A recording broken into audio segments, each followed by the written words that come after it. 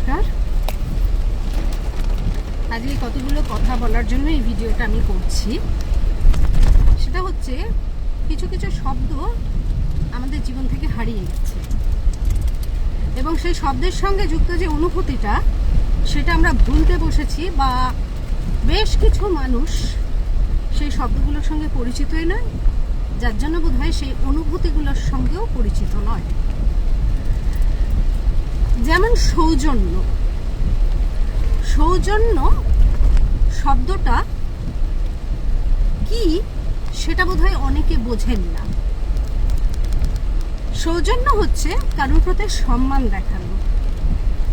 আমাকে কেউ যদি কিছু বলেন এবং সে যদি একটা অবস্থানে থাকেন, একটা জায়গায় থাকেন, খুব গুণী মানুষ হন বা ক্ষমতার শীর্ষে থাকেন, তখন আমরা কি করি, তার সেই অবস্থান, তার সেই জায়গা বা চেয়ারও বলতে পারি, তার সেই পদটির প্রতি আমরা সৌজন্য দেখাই।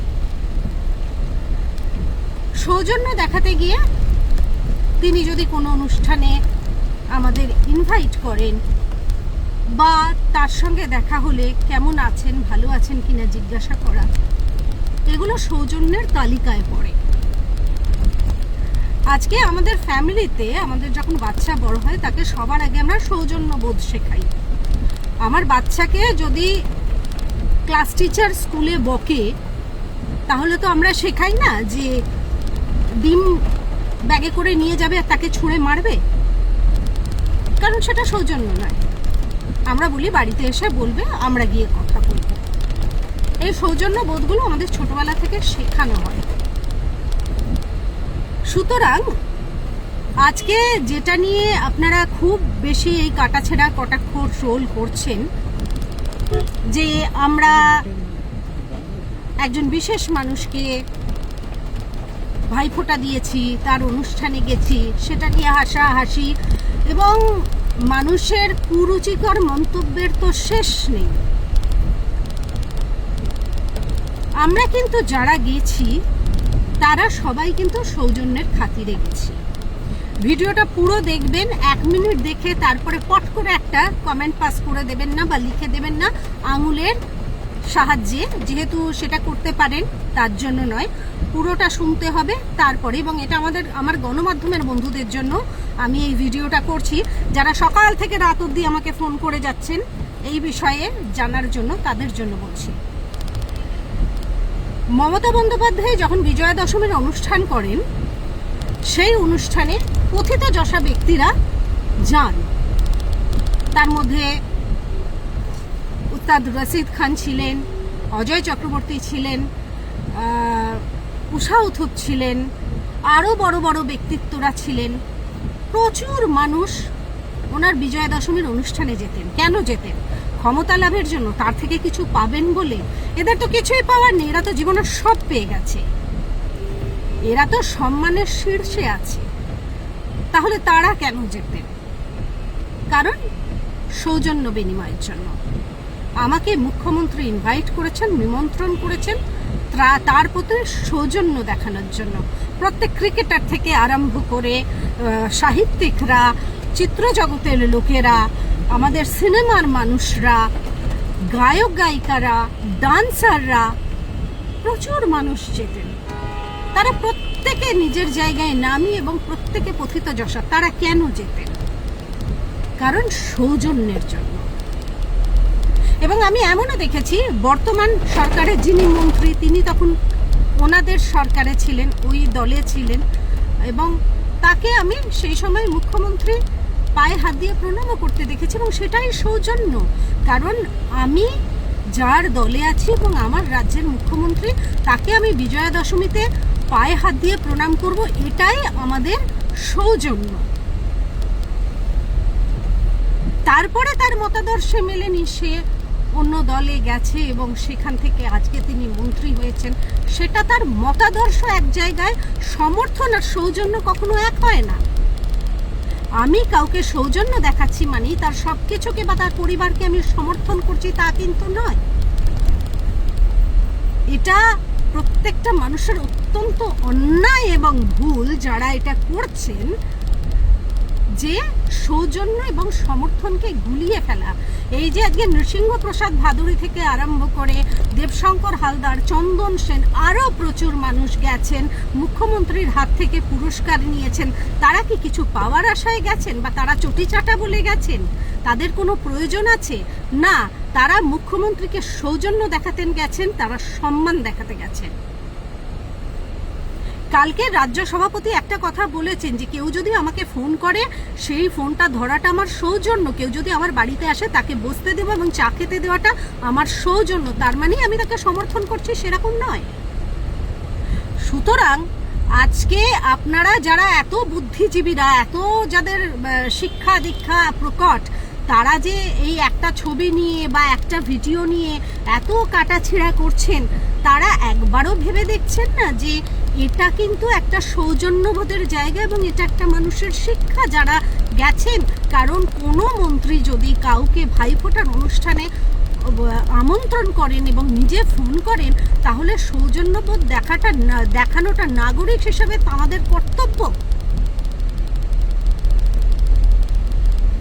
কারণ একজন বিখ্যাত মানুষ যদি আরেকজন মানুষকে না ডাকেন বা না নিমন্ত্রণ করেন বা না টানেন, তার কাছে তো পৌঁছানোর কোনো অপশন নেই।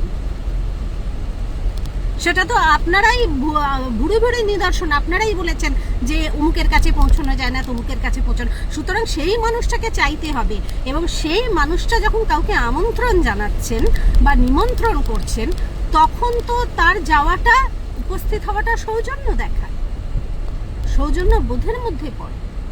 এবং সৌজন্য বোধ মানেই তো সেটা সমর্থন করা নয়। এবং যে মানুষটাকে আজকে আপনারা বলছেন পাল্টিবাজ, পাল্টি কাকে বলে? আমি একজনকে প্রচণ্ড সমর্থন করে এসেছি, তার পাশে সারা জীবন দাঁড়িয়ে আন্দোলন করেছি, তার হয়ে কথা বলেছি, অনেক কিছু করেছি, তার সঙ্গে আমার প্রচুর ভিডিও আছে, তার সঙ্গে আমার খোশ গল্প করার প্রচুর ছবি আছে, আমি তাকে সারা জীবন সাপোর্ট করে এসেছি, আমি এখন তার এগেনস্টে কথা বলছি, তাহলে সেটা পাল্টি হয়।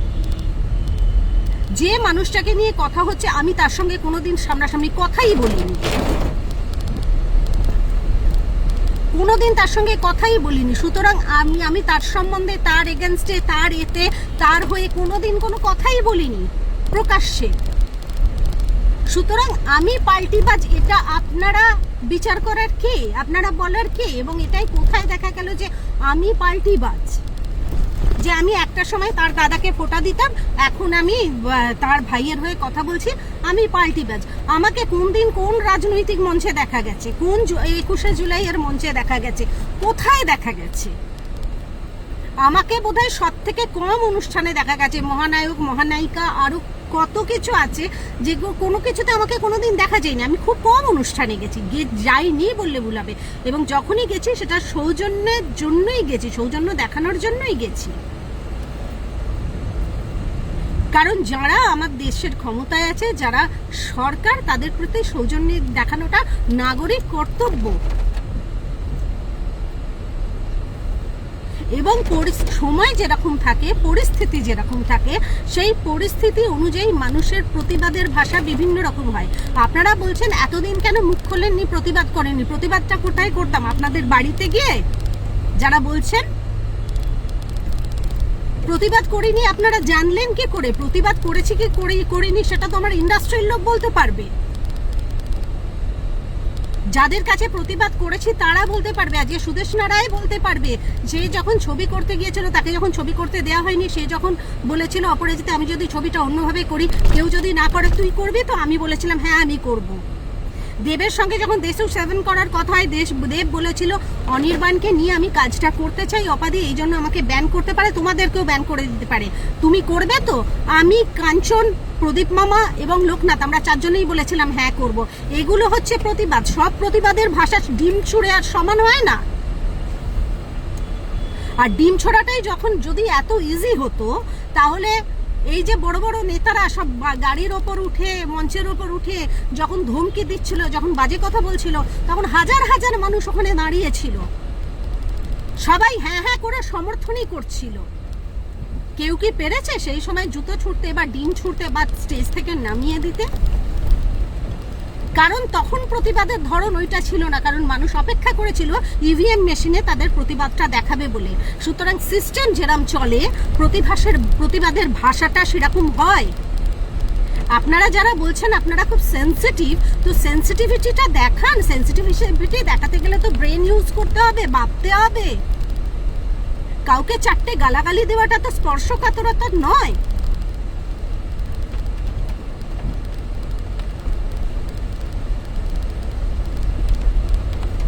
অকারণে মানে আজকে আমরা যে গেছি, এত যে বিদ্বজনেরা গেছেন এত অনুষ্ঠানে, তাহলে তাদের ভিডিওগুলোও সামনে আনুন, তাদের ছবিগুলোও সামনে আনুন, তাদেরগুলোও দেখেন। তাদের এটার মানে কি এটা দাঁড়ায় যে তারা অন্য কোনো স্বার্থে অন্য কোনো কিছুর জন্য গিয়েছিল?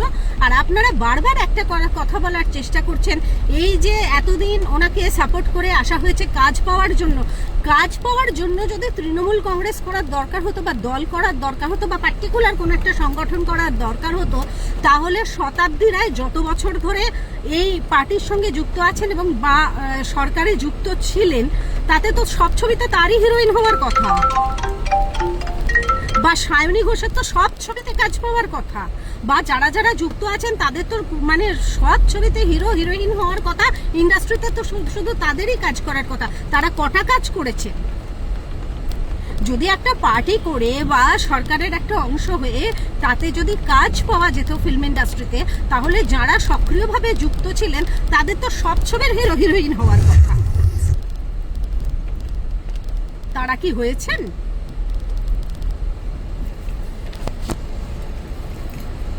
সুতরাং ওইভাবে হয় না। ইন্ডাস্ট্রিতে কাজটা প্রডিউসারের উপরে নির্ভর করে, ডিরেক্টরের উপরে নির্ভর করে, স্ক্রিপ্ট রাইটারের উপরে নির্ভর করে, এবং কি টাকা পয়সা পাচ্ছ এবং চাইছো তার উপরে নির্ভর করে। যে ডিরেক্টর কোন আর্টিস্টকে নিতে চাইছে, প্রডিউসার সেই আর্টিস্টকে নিতে চাইছে কিনা, নিতে চাইলে কি টাকা পয়সা ধার্য করছে, এবং সব থেকে বড় কথা ওই চরিত্রটায় এই মানুষটা কতটা যাচ্ছে, তার উপরে সারা পৃথিবীর ইন্ডাস্ট্রি নির্ভর করে যে কাজ পাওয়া এবং না পাওয়া।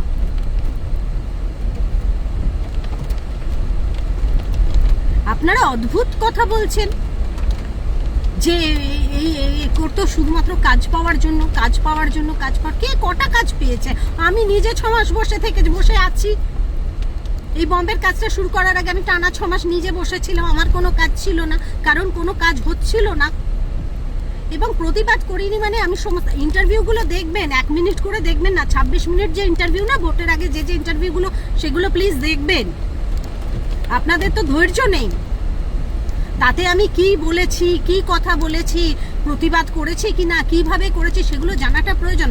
যখন কারোর সম্বন্ধে বলবেন, তার সম্বন্ধে R&Dটা থাকা দরকার। কিছু রিসার্চ করলেন না, ফট করে একটা ছবি, তাতে একটা 4টে খারাপ কথা লাগিয়ে দিয়ে চাপিয়ে দিলেন, সেটা তো করলে হবে না। কেন, কি বৃত্তান্ত, কি জন্য, এসবগুলো তো জানতে হবে। এখন তো সবই পাওয়া যায় ইউটিউবে আপনাদের কাছে, এবং গণমাধ্যমে যারা আছে তাদের কাছে তো সমস্ত খবর, সমস্ত ফুটেজ থাকে। এবং এরকমও তো হয়েছে, যখন যেরকম সিস্টেম চলে। আজকে যারা গণমাধ্যমের বন্ধু, যারা গণমাধ্যমে আছেন, তারা এই সরকারের হয়ে কথা বলছেন 4 তারিখের পর থেকে, বা 4 তারিখ দুপুর 12টার পর থেকে। তার আগে যখন আমরা ইন্টারভিউ দিয়েছি, কোনো একটা কথা বলেছি, স্পেশালি তিলোত্তমার সময় যখন কোনো কথা বলেছি, তখন সেটা এডিটে বাদ দিয়ে দেওয়া হয়েছে। তখন বারবার প্রশ্ন করেছি যে কেন বাদ দিলে, তখন বলা হয়েছে যে এটা ছাড়া তো কোনো উপায় ছিল না, কারণ এটা উপর থেকে অর্ডার আছে, এটা রাখা যাবে না। কারণ তারা তখন সেই পরিস্থিতিদের মধ্যে দিয়ে যাচ্ছিল, তখন তাদের সিস্টেম সেরকম ছিল, তাদের কিছু করার ছিল না, তারা তখন সেই সিস্টেমের মধ্যে দিয়ে যাচ্ছিলেন। সুতরাং সিস্টেম যখন চেঞ্জ হবে, সেই অনুযায়ী মানুষের অ্যাক্ট চেঞ্জ হবে। আজকে প্রধানমন্ত্রী বলেছেন যে কোনো ভয়ের রাজনীতি চলবে না, মানুষ মন খুলে কথা বলবে। সেই জন্যই কিন্তু মানুষ বলতে পারছেন, কারণ আমাদের দেশের যিনি প্রধানমন্ত্রী, তিনি এই আশ্বাস দিয়েছেন যে মেয়েদের সুরক্ষা দেওয়া হবে এবং সবাই মন খুলে কথা বলবেন। মন খুলে তিনি এটা বলেননি একজন মানুষ মন খুলে কথা বলবেন আর আপনি তাকে গালাগালি করবেন। এটা কোনো নীতি নয়। আপনার হাতে একটা স্মার্টফোন আছে বলে কেউ তার নিজের নীতি নিয়ে কথা বলছে, আদর্শ নিয়ে, আর আপনি সেটা সঠিক বিচার না করে আপনি আপনার মতো গালাগালি করবেন এবং বলবেন যে ভাইফোঁটা দেয়, তারপরে সিসিটিভিতে কাপড় গুঁজে অন্য কিছু করে, এই ধরনের মন্তব্য রাখবেন, আপনাকে কেউ অধিকার দেয়নি। It's a criminal offence.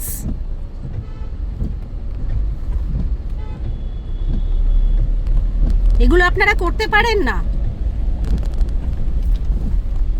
সব সময় প্রত্যেকটা মানুষের জায়গায় দাঁড়িয়ে তার জায়গাটা বুঝে করা উচিত।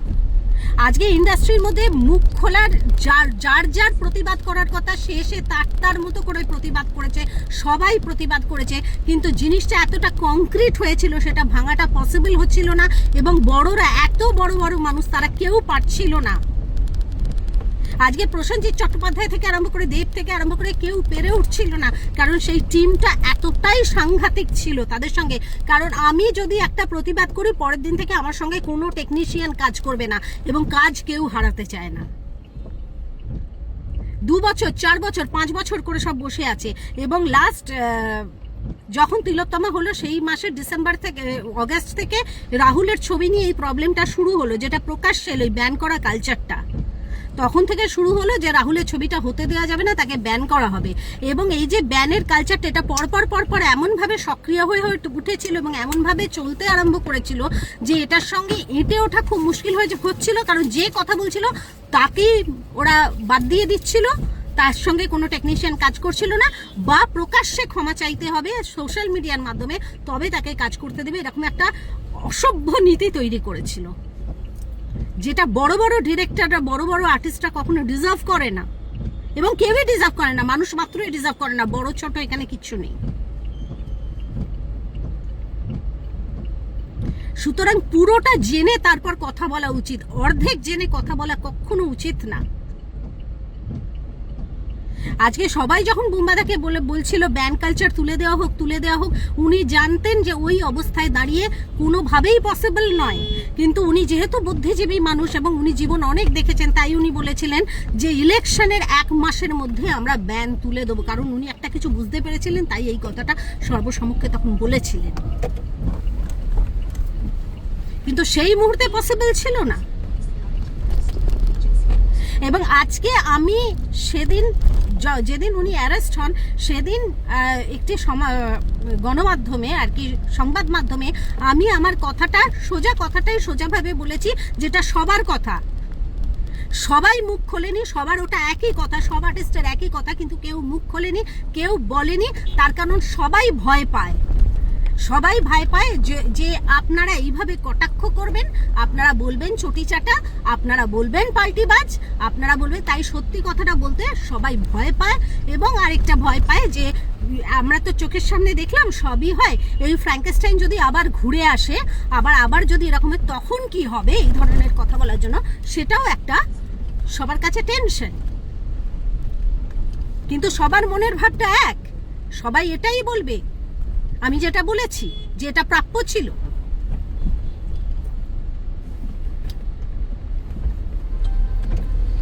কোনটা ভুল আর কোনটা ঠিক তার মধ্যে বিচার করতে শিখুন। কে কার সঙ্গে ফটো তুললো, কে কার সঙ্গে একটা ছবি বার করে আর সেটা নিয়ে 5 দিনের খোরাক তৈরি করলাম, এটা কিন্তু সুস্থ মানসিকতার, সুস্থ সমাজের ছবি না।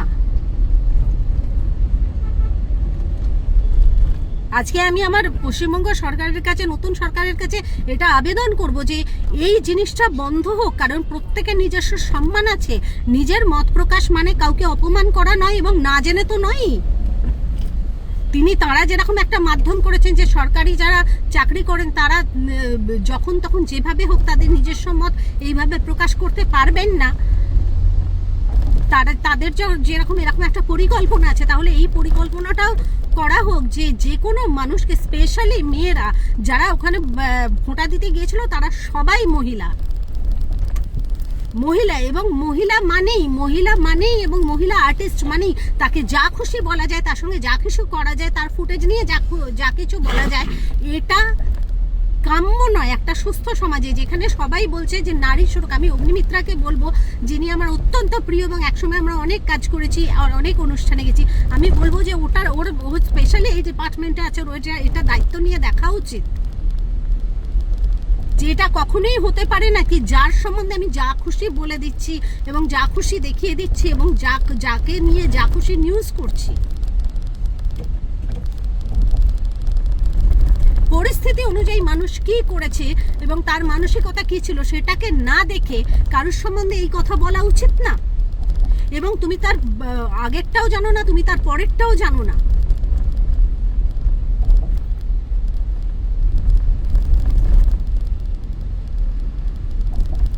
সুতরাং যারা আজকে নিজেদেরকে নিউজ করি বলে পরিচয় দাও, তারা সত্যিকারেরই মানে নিউজ করার মতো হয়ে ওঠো, খবর করার মতো হয়ে ওঠো। তারা প্রপার জার্নালিস্ট হয়ে ওঠো। প্রপার জার্নালিস্টের অনুভূতিটাই সব, শুধু প্রশ্ন করাটা নয় আর দাগিয়ে দেওয়াটা নয়, তাদের অনুভূতিটাই কিন্তু সব।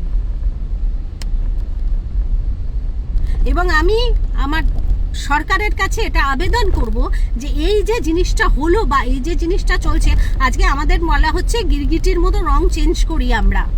গিরগিটি সব থেকে ভীতু প্রাণী এবং সে যখন ভয় পায় তখনই রং চেঞ্জ করি। আমরা অতটাও ভীতু নই।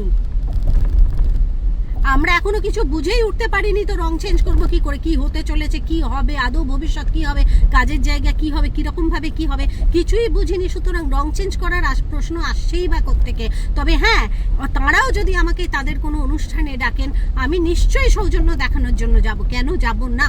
কারণ সেটাই আমি এবং সেটাই আমরা। আমি কেন, যে কোনো মানুষই যাবে। সিস্টেমের ঊর্ধ্বে আমরা কেউ নই, আমরা কেউ সিস্টেমের ঊর্ধ্বে নই। সিস্টেম সবসময় আমাদের অভিভাবক, মুখ্যমন্ত্রী সবসময় একটা রাজ্যের অভিভাবক, তার ঊর্ধ্বে আমরা কেউ নই। সুতরাং তাকে সৌজন্য দেখানোটা আমাদের ভদ্রতা এবং আমাদের কাজের এবং আমাদের আচরণের মধ্যে পড়ে।